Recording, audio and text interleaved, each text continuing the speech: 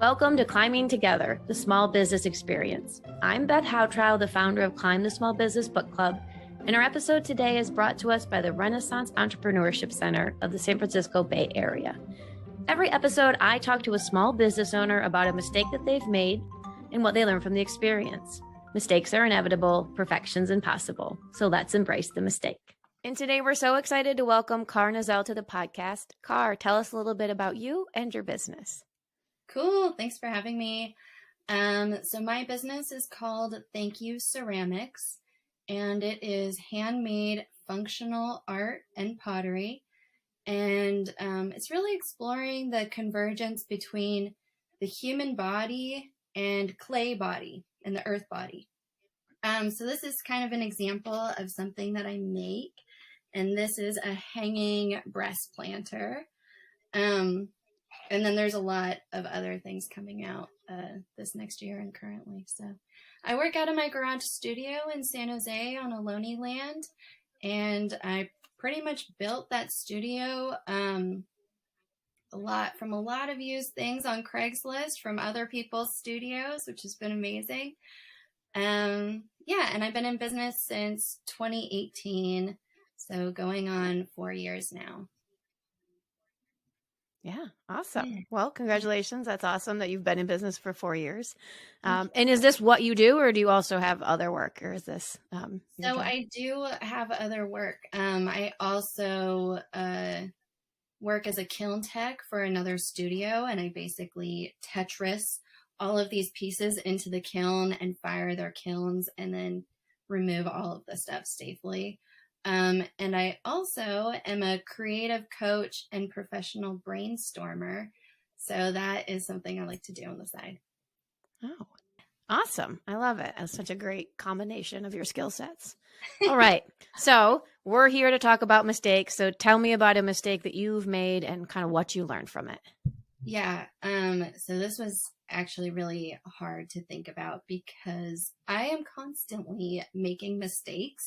There are just so many mistakes to choose from. And that's really hard because I am also a perfectionist. So it's constantly challenging my perfectionism.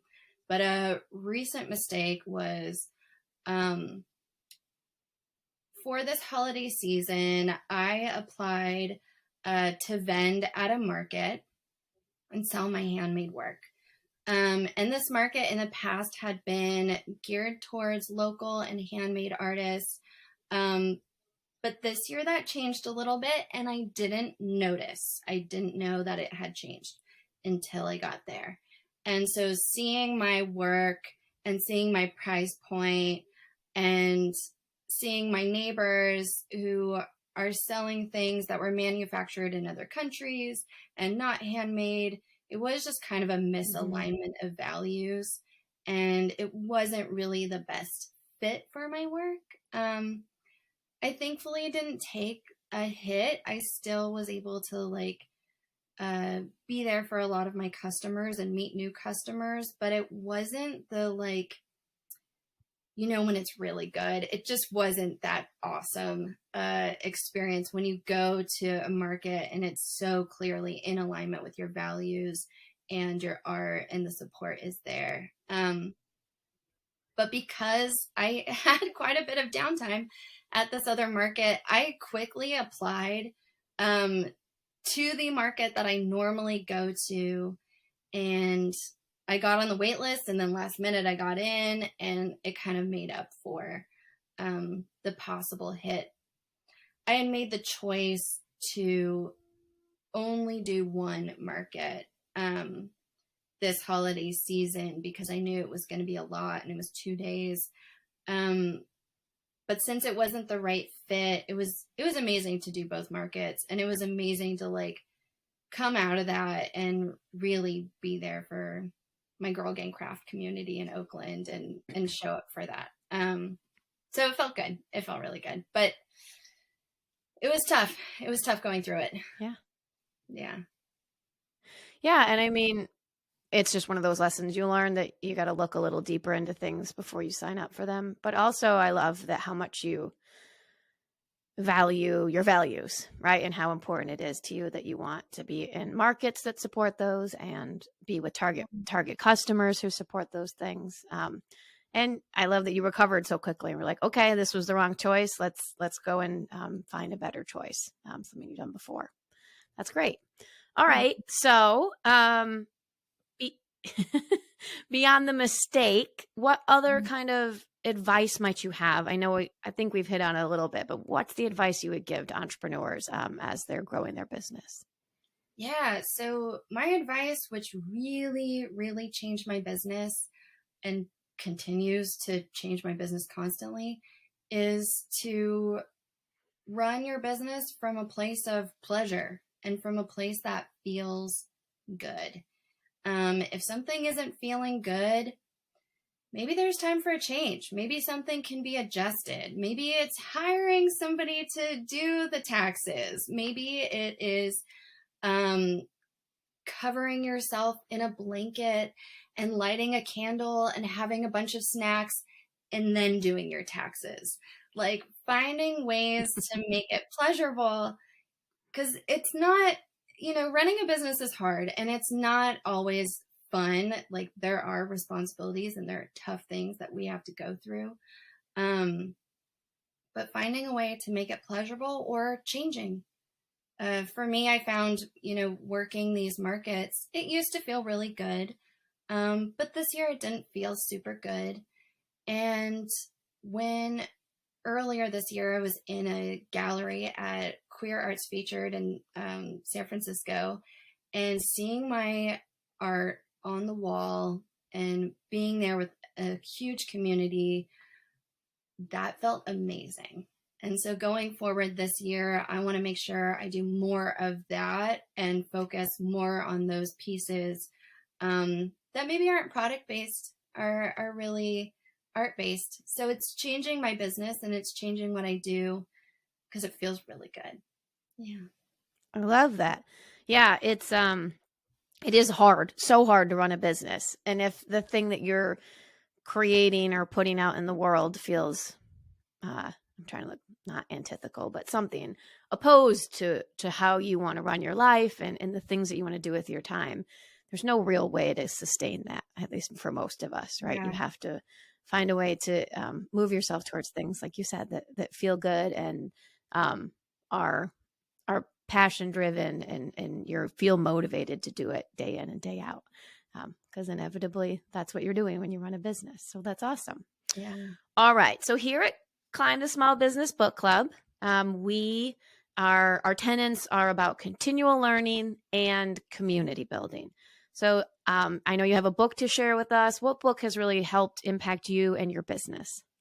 Yeah, so I'm definitely a business book junkie, and I love your work because it gives me more books. But I think one that really dramatically changed what I was doing is the book Profit First. And it was a perspective I needed because I was making money, but I wasn't seeing it. And I'm like, where is it going? And it was all going into my business and fueling it, but to the point where it was the monster eating all of the profit. And I wasn't getting to support myself and enjoy the fruits of the labor.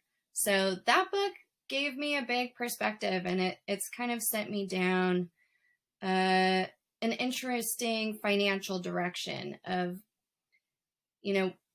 it's easy to be an under earner and it's easy to go into debt. And, money is still a taboo. We're not talking about money nearly enough. In business, we always want to say like, oh, we're doing great. We're doing great. And sometimes we are, but sometimes we're not. And we need to make sure that we're at least providing for ourselves. So that book really helped me. Yeah. Yeah, it's a great book, especially if you don't have like a kind of a budgeting or a finance background. It's a great starter book to get you kind of really simply into the core issues about thinking about your finances. So I love that you love that. We actually read it in book club this last fall. So it's definitely a book that I recommend. Great. Okay. And then talking about community, I know you are a part of the Renaissance entrepreneurship community and had taken classes with me. So talk Yeah. to me about your experience with Renaissance and what it meant to you to be a part of that. Oh, Renaissance has been amazing. It's an amazing community. Everybody's rooting for each other. And that's the hugest part. And I didn't know about it until both my cousin and my sister have taken classes. So it's been really like this thing I've heard about is going on, and the classes, what I love about them is they are varied. There are so many different classes and so many different topics and so many different people teaching the classes who are actually doing the work. And there's nothing like it. There's nothing like it. Yeah, I definitely recommend that to everybody. Yeah. For Bay Area people, I mean, it's almost everything for Renaissance is free, and there are so many options. So definitely a great opportunity. All right. Well, Car, that is our podcast. Thank you so much for joining me today. Oh, thank you so much. It's such an honor to be here and talk with you, and thank you. This podcast is brought to you by Climb the Small Business Book Club, where entrepreneurs go to learn, discuss, apply, and grow. If you enjoyed the episode, be sure to subscribe at Apple, Spotify, or Google Podcasts, or follow us on Instagram at Climb Book Club. And always remember, mistakes are inevitable, perfection's impossible. So let's embrace the mistake.